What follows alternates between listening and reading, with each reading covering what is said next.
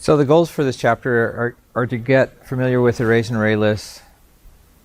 You need to learn about wrapper classes like integer and double, auto-boxing, and generalized for loop. What can we use for loop for is, I guess, the way to say it. Now there's lots of common array algorithms. Arrays are like the most basic of data structures in programming, and consequently there's a slew of algorithms that you find yourself doing over and over again if you're a programmer from day to day. Arrays can be more than just a list. It can be a two-dimensional array, like a table of data. How do you go about accessing information that's in a table as opposed to a list? The most important thing, I think, is choosing between an array list and an array. Arrays are fundamental to the language. Array lists are part of the Java library, so they have very specialized uses. And we're going to look at how to differentiate between when we use one as opposed to another. Partially filled arrays we'll probably skip, I think. And regression testing as well. But let's look at arrays first. One way you can find an array is that's a sequence of values of the same type. That's the one thing that separates an array from anything else, is you have a set of variables, but they're all the same kind of things. They could be an array of integers, array of doubles, any of those kind of things. We'll close the door. So to construct an array, the syntax is kind of strange. It's unlike any language I've seen, so it's pretty unique the way Java does it. Do I like it very much? Not really. But it does, I guess it makes some kind of sense. It just seems really redundant to me. So you say the data type of the thing you're going to put in an array, and then you put an empty set of brackets right there. Now in C, the brackets go next to the word data, but in Java, they put it on the data type. So that tells the compiler, hey, this is an array coming up. Be ready for an array coming in. The array is called data, so that's something you come up with. And then it looks like a constructor, even though a double is not an object. So you have new, and then the data type again. Again, that's that redundancy I don't really like. And then finally, you tell the computer how big you want the array to be. In this case, they want 10 slots. Now, in arrays, well, we'll get to that in a second, but array of size 10, there'll be 10 doubles up in memory, all squished next to each other, ready to go. They'll also have, since this is a numeric data type, it's going to initialize all the array elements. Each single slot in the array is going to initialize those to 0.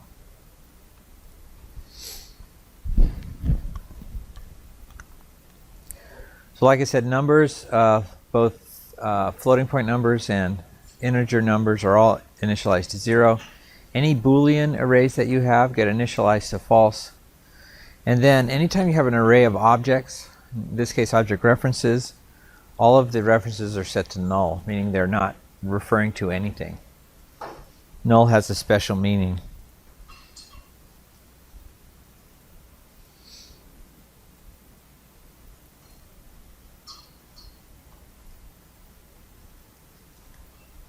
All right.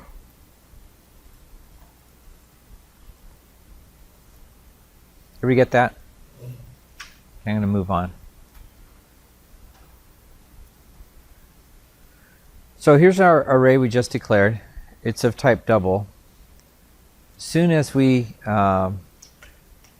create it, it fills the array with 0. So you know the starting state of these numbers are always going to be 0.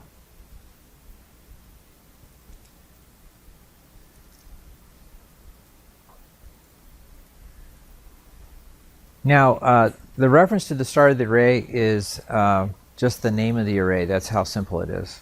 So if you want to get the location of where the array starts, you can do that just by stating its name. Now, if you want to get a specific element in the array, in this case the third element, you kind of have to get used to, when you see this number, recognizing that that's not the second thing in the array. That's actually the third thing in the array, because we start counting at 0. Programmers tend to start counting at 0. So when you say array sub 2, you're talking about the third element in the array, which is kind of strange. Look here. So these are not parentheses, these are square brackets. In most languages, square brackets mean arrays or array indices. So Java, since it's an offshoot of C, uses the same kind of syntax. When you see a square bracket, you should think arrays. And then you can use the assignment operator to set a value inside the array. In this case, we're setting the third element to 29.95.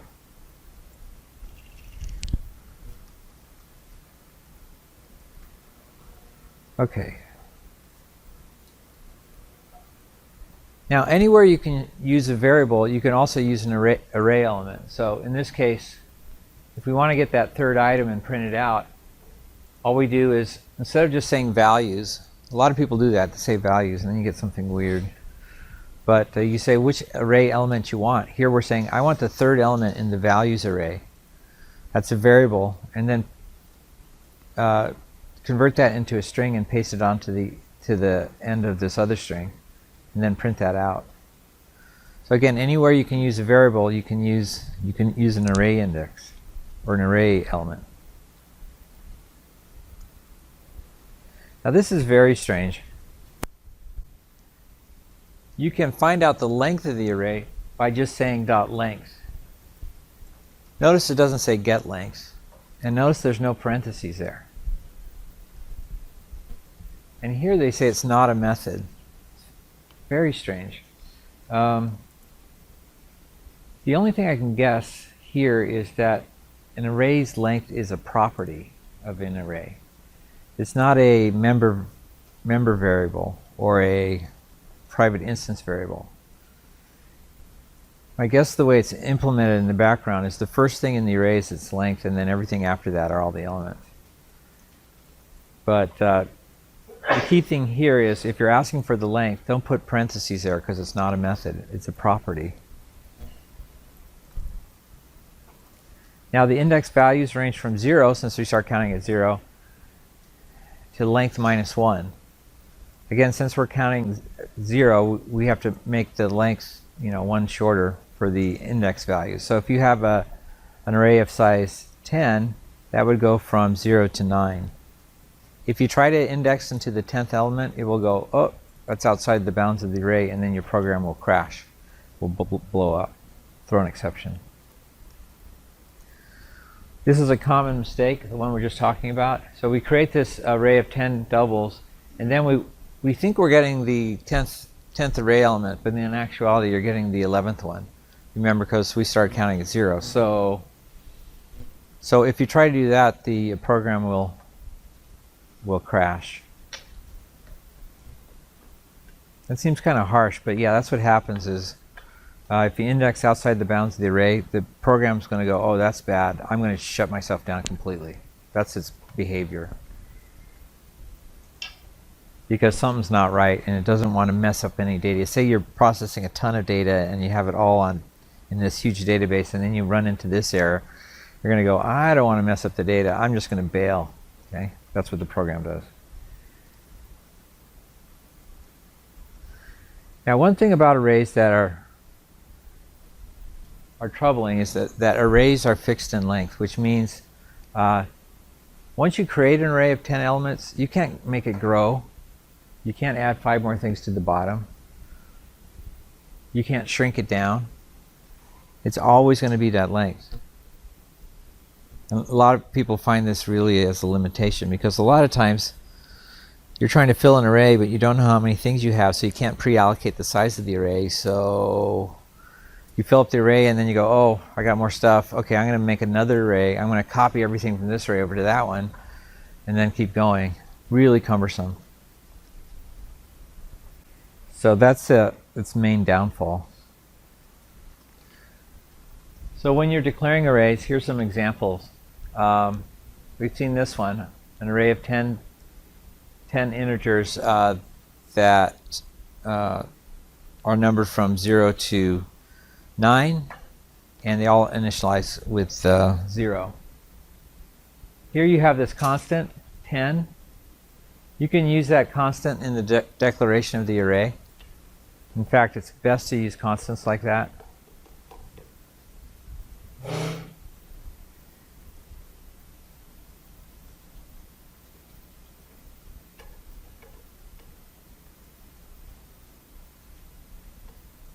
This one's kind of interesting. Suppose you're reading this in from an input stream, so you say in.nextInt. You store that for the value length, and then you use that to allocate the array. So maybe the array size is dependent on user entry. The user needs to enter the size of it to begin with. So it doesn't have to be a constant. It can actually be variable coming in. This one's kind of cool. Someone in class was using these already, which is pretty neat. But you can initialize the values of an array this way when you declare it. Instead of saying new, like you do here, what you do is you just put the list of numbers you want. So 0, 1, 4, 9, 16.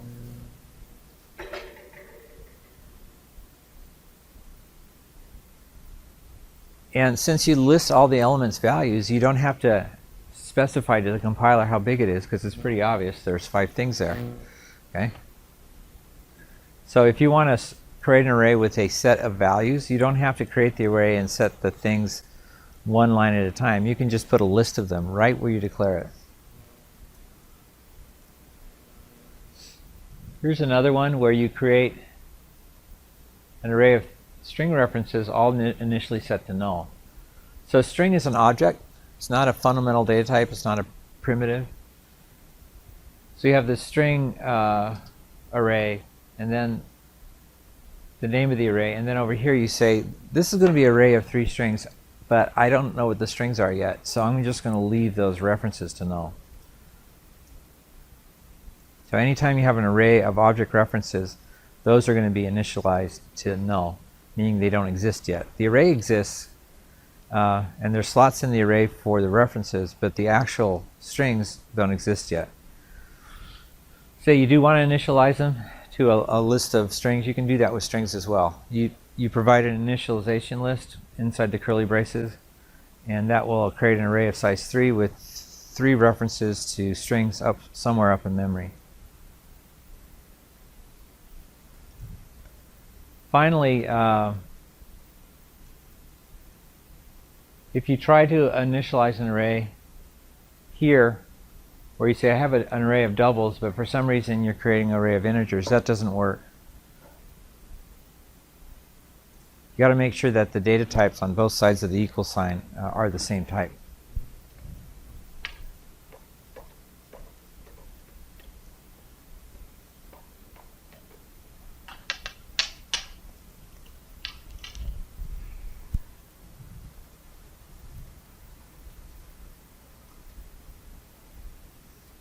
So here's our syntax diagram. Now, I always make a special point on these. We used to do syntax cards, but I think I've decided over the weekend I'm going to see if I find time to print these out as a group. So for people coming back to the language, you can use these cards to help jog your memory. Now, in a syntax diagram like this, or syntax slide, first they show you how to call it. Anytime you see italicized stuff in a programming book, that means that's a name you come up with. So the things that don't change is you use the word new, then the type name. So if it's a double, you use a double. If it's a string, you use a string. And then the length of your array. If you want access to the array, you just state the array's name, and then provide the index, and that tells you which one in the array you want to get. So here's the example. All the doubles are initialized to 0. You can also initialize them in an initialization list. But when you want to get a value from the array, then you put brackets around the number that represents the index into the array for that number.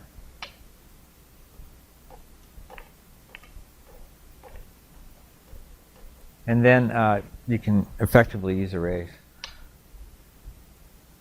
Now, one of our main projects in Java 2 is going to have arrays everywhere. So if there's anything you can do to understand how arrays work or things that might help, this would be one to spend some time on, because we're going to be eating, drinking arrays for the next couple months. Like I said, this is a very fundamental data type, and so an understanding of it is almost required probably in every programming language. So like looking at these self-checks, what elements does the array contain after the following statement? Well, first the compiler says, well, or the programmer says, I want to have an array of 10 elements. And it's an array of or doubles, I guess.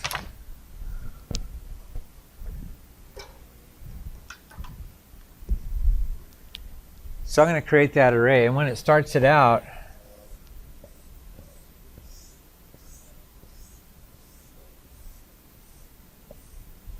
my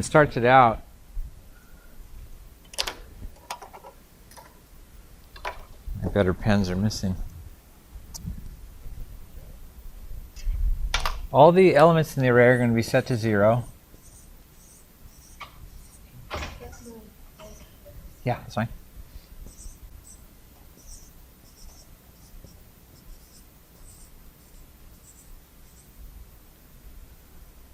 So there's our array.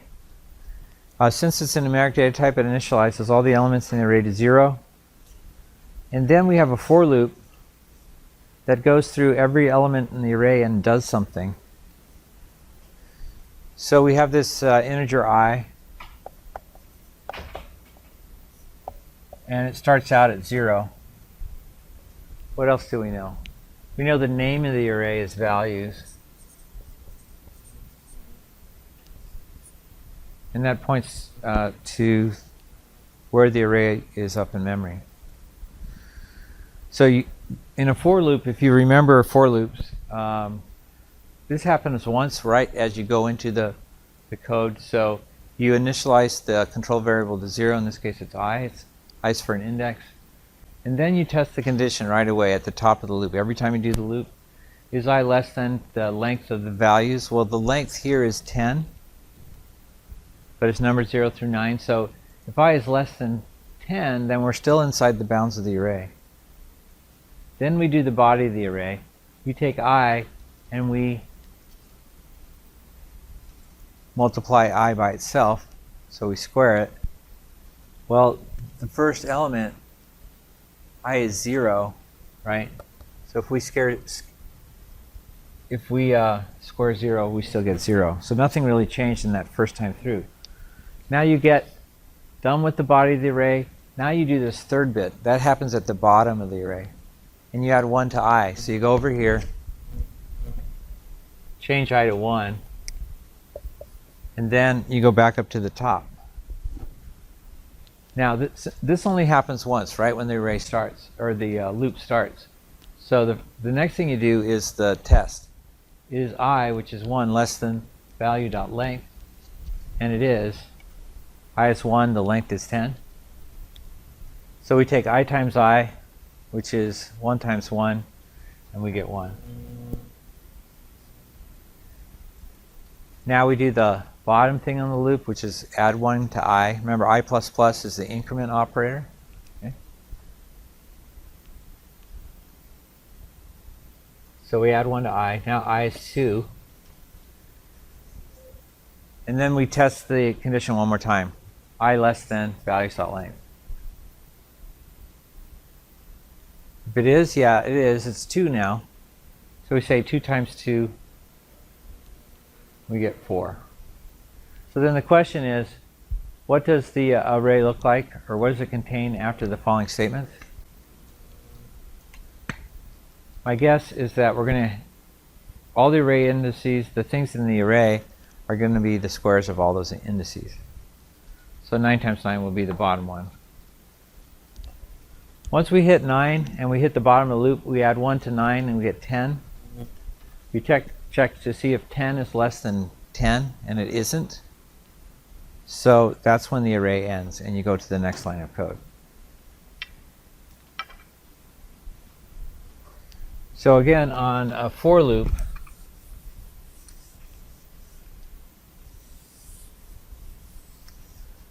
the way I like to look at it is you have this condition up at the top. This is I less than length. Before you go into loop, you set I to 0. That happens once. And then if this is true, then we set values sub I equal to I times I. And then we go back up to the top over here before the test. We also, right here at the bottom, we add 1 to I, so we say I plus plus. When this fails, it just goes on to the next thing. Okay? So when you look at a loop and you compare it to what our code is, you initialize I to 0. Notice that only happens once, right at the top of the flowchart. And then you test that value. That happens every time through the loop, right up at the top. If it's true, you do whatever the processing or the body of the loop says. And then we add 1 to I, which is that last thing in the for loop. And you go back up to before the conditional test. And you keep doing that until finally I gets longer or is equal to length or equal to or greater than length. If that's true, that means this test will fail. I is not less than length. It takes the false branch, and then you continue on with your code. So this loop loops right here. As soon as that condition fails, it gets out. Now, if for some reason your condition never fails, then you have an infinite loop, and now your program is locked up. It's not really locked up, it's just spinning its wheels and it can't get out. You see this all the time when you're typing in a program and all of a sudden it stops responding to the mouse movement or typing on the keyboard. What's happening there is the loop is, you're inside an infinite loop and it can't get out. Somehow it got into that loop and nothing's changing the control variable, so it never gets out. So here's our answer. Just the squares of all the numbers between 0 and 9, but not 10, right?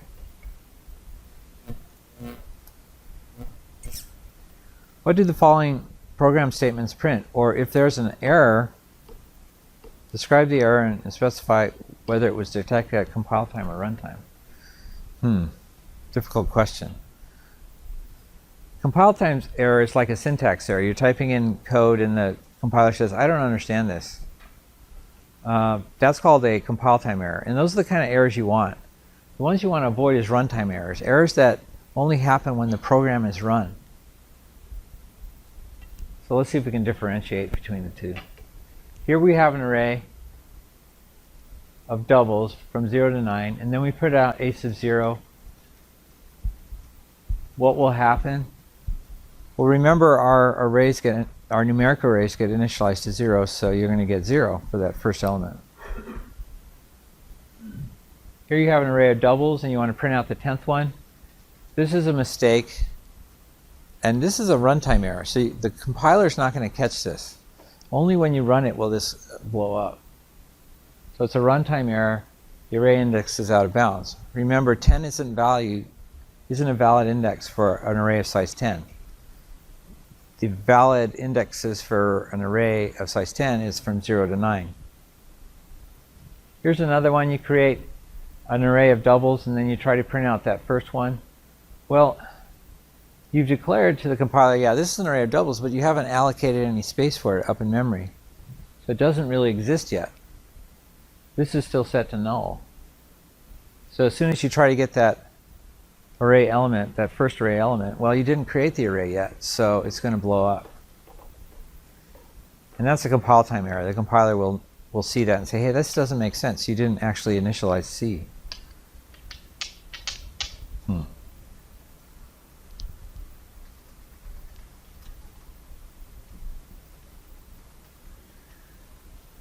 So you see this all the time in code. New programmers tend to create parallel arrays. And if you remember from our assignment, I was kind of looking at askance at this because Java has parallel arrays built into the library, which is really awful. Remember we had our x's array, right? And it had 3 slots, and then our y's array. Pens are destroyed. And then our y's array, and it had 3 slots. Those are parallel arrays. And again, in the book here it says don't do that. If you have parallel arrays, that's a sign of really bad coding. Because if one of them gets off by 1, now the data is scrambled, right? You're really trying to store points, right, in these things. It would be better to have an array of points. So points 2D, x's,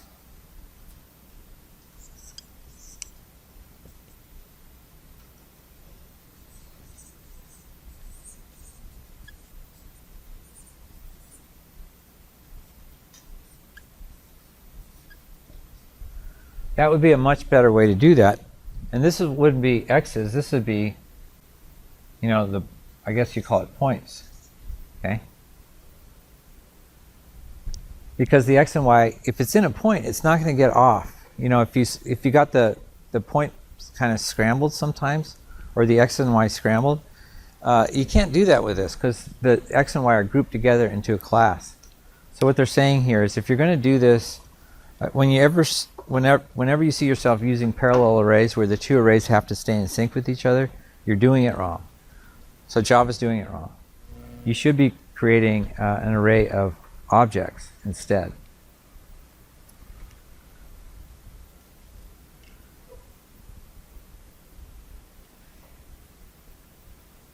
So here we're looking at the bank account class again, and we want to group together the account number with the balance.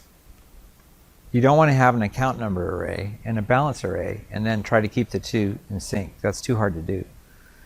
Just create an object out of the 2 things you have in the array and make it into an object. And now they can't be separated and they won't get scrambled. So the Java library would have done better if they set up their polygon drawer thing that way, an array of points instead of 2 parallel arrays.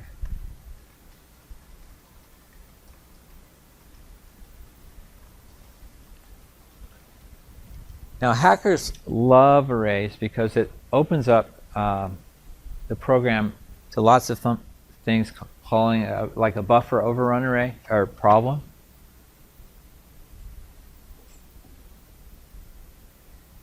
So what happens is the hackers find a way to overrun the length of the array. Somehow they're able to get data at the end. And the way things are organized up in memory sometimes is that that spot in the code is left vulnerable to, it's called a code injection attack, where by indexing beyond the bounds of the array, it puts in code instead of data, and then sets it up so that it will run the malicious code when the program is run. There's groups of hackers that exploit this weakness of arrays constantly, and Microsoft has tons of these weaknesses all through the operating system, and they try to close it down so that this kind of injection attack doesn't work. But there's always ways, it seems, that they miss a few things. The operating system manufacturers in any kind of library really has to take this attack seriously and then put in code that prevents this type of buffer overrun attack. Okay, so that's arrays. We'll talk about array lists next time.